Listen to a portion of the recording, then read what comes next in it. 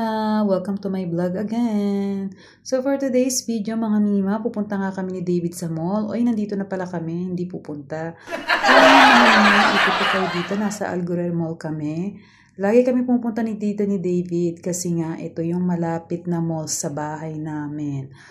Walking distance lang, pagtawid Algurer Mall na.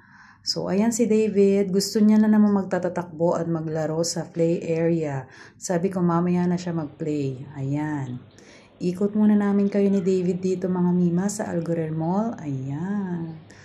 Kita niyo yan. Dito ko lagi dinadala si David kapag talagang tantrum na siya sa bahay kasi bored na siya. Nakaka-bored naman talaga Mima pag laging nasa bahay. Kaya nga pag marami akong time mga Mima, nilalabas ko talaga si David kasi mahalaga sa kanya na marami siyang nakikita, mahalaga sa development niya. Kaya naman talaga tiyagang-tiyaga ako mga Mima kahit pagod na ako sa bahay, lobat na. So ayan Mima, kasi nga tinatantrum na naman si David, kailangan na talaga niyang mag-play. Ayan. Ito nga ang happiness ni David dito sa Algurer Mall. Dito kami lagi. Wow! Yan. Ayaw niya magpa-picture dito. Hindi kami makakuha ng picture every time na ibababa ko siya. Ayan. Kaya sad siya dyan kasi gusto niya na naman magtatatakbo mga Mima. Ayan. Ang ganda nga ng Christmas tree dito sa Algurer. Ang laki. Ayan. Ang hirap ng picturean ni David kasi every time natatanggalin ko siya sa stroller, tumatakbo siya ng tumatakbo.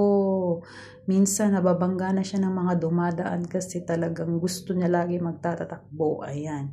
Gusto ko nga sana siyang picturean dito mga Mima pero hindi ko siya magawang picturean kasi nga sobrang takbo siya ng takbo.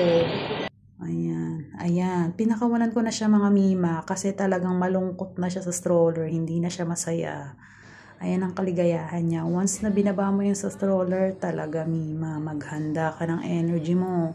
Kasi lahat ng tabang inipon mo, talagang malulusaw ni David.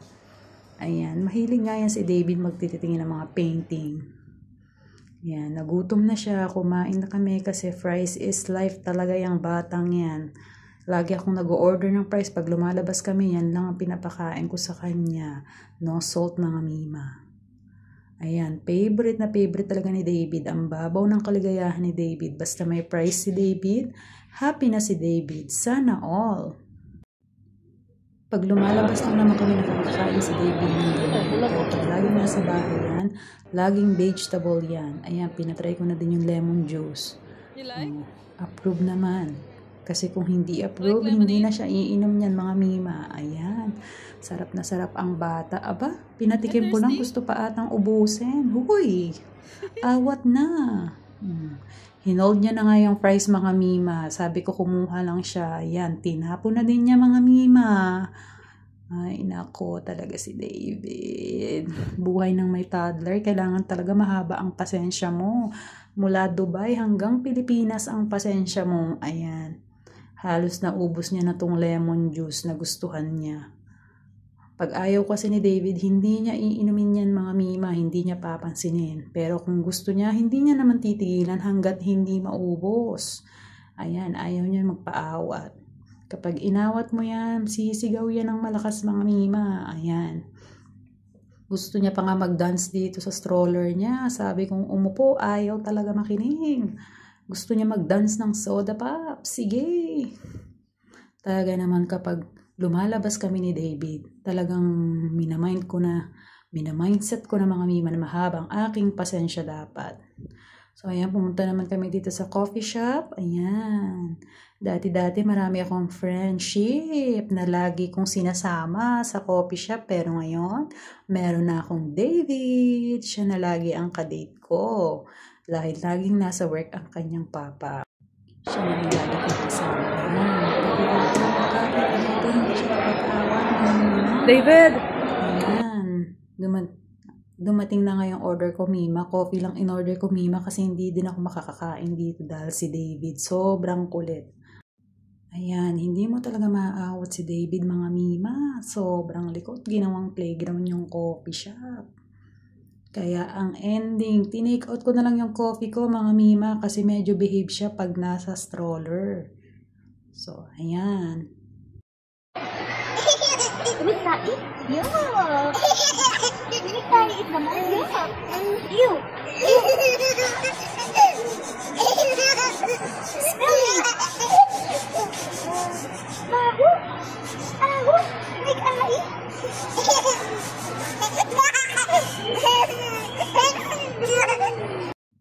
Tuwang-tuwa pa siya dito mga mima. Ganyan talaga siya pag nagpo-poop. Kuhang-kuha niya kung inisin. Talaga naman si David. Hindi pa pinagpabahay ang poop niya. Mabuti na lang dito sa Dubai. Maganda ang changing diaper. Kasi nakaseparate sila mga mima. Ayan. Dito ang changing diaper nila.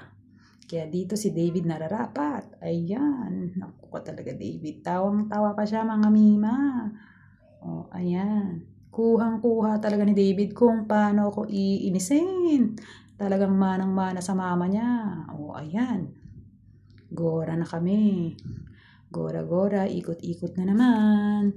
Talagang pinapagod ko si David para maubos ang energy. Pero bakit ganon mga mima? At parang ako ang nauubos ng energy. Ang daming energy ng batang to. 3 hours na kami nandito sa mall. 3 hours na rin siyang takbo na takbo dito. Hinahayaan ko nga siyang mag-enjoy. Kasi mga mima, pag nasa bahay yan, kawawa naman, maliit yung area niyang tinatakbuhan. Kaya kapag hindi ako busy sa trabaho ko, sa bahay, ayan, nilalabas ko talaga siya kasi napaka-inconvenience ng mall na to kasi pagtawid lang ng bahay namin, mall na agad. Kaya lagi ko siyang nilalabas, ayan, para ma-explore naman niya ang world mga mima. Ayan, less screen time din kasi si David. Kaya mas maganda na ilabas-labas ko siya, mas healthy sa kanyang development. Anyway mga mima, ayan nga. Pati yung light dyan na nakalagay, gusto niya atang tanggalin, gusto niya pang i-take away. Ayan. Good thing talaga pag nilalabas natin yung mga anak natin, mima. Ayan, marami silang nakikitang color, marami silang nakikitang tao, nadidevelop yung social life nila sa ibang tao para hindi sila matakot. Ayan, nagiging happy siya. Hinahayaan ko talaga maging masaya si David. Kasi habang bata pa siya mga mima, maging masaya siya. Kasi pag tumanda siya, ewan ko na lang mima kung sumaya pa siya sa dami ng mga bills. Kaya habang bata pa nga si David, talagang sinusulit ko na maging masaya siya. Talagang ang goal ko, Finally, nag-stop na si David. Pagod na. So, thank you for watching mga mima. See you in another vlog. Keep updating for David Life. Bye!